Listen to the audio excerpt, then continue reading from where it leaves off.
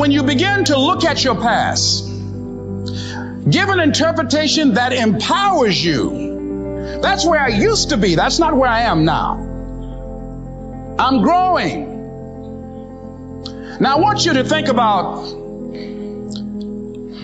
in your mind right now, think about some particular event or act in your life that you feel very bad about, that you really regret that took place.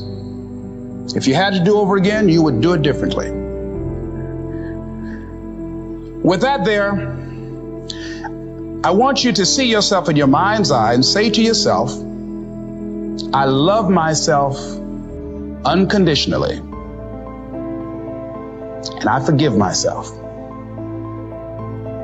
If I knew better, I would have done better. I mean, you better forgive somebody. None of us are perfect. All of us have made some mistakes. And it wasn't easy. It's not easy forgiving, am I right? It's hard. See, everybody won't forgive. They say, I forgive, but I don't forget now. Go so you can grow. Reinterpreting our past. Understanding and knowing that we can move from where we are. That we can begin to design the kind of life that empowers us, that gives us happiness, that enable us to be on top of who we are.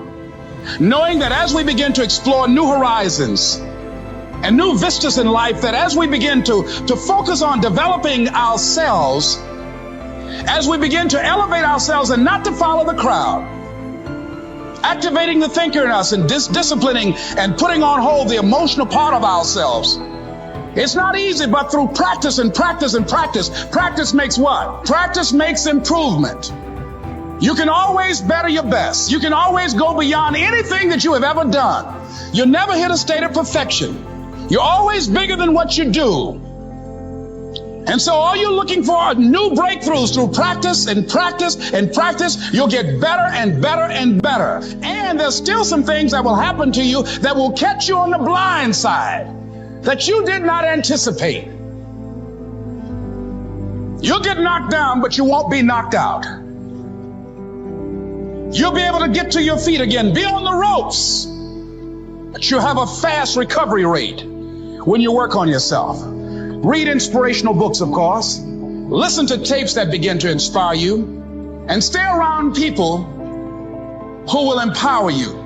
Because when you start looking at giving your best at all times, that's not easy. But when you are committing yourself to doing something, those are the standards that you set for yourself, because that's who you are.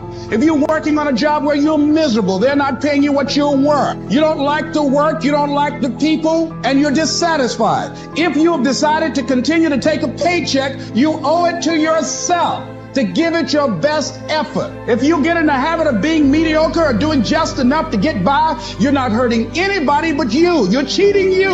Live each day with integrity.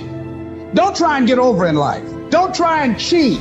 See, a lot of people like to try and cheat. I was with a friend of mine, and we went into a service station to get some gas. They gave me back too much change. I discovered it down the road, and I was turning around going back. Guy said, "You're a fool."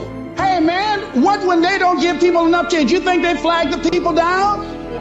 I said, I'm not responsible for them. I'm responsible for me.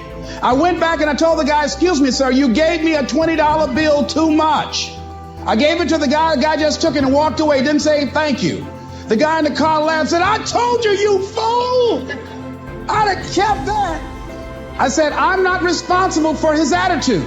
I don't care, knowing that he would not say thank you. I would still give it back to him, because my image of myself says, hey, you don't take something that doesn't belong to you.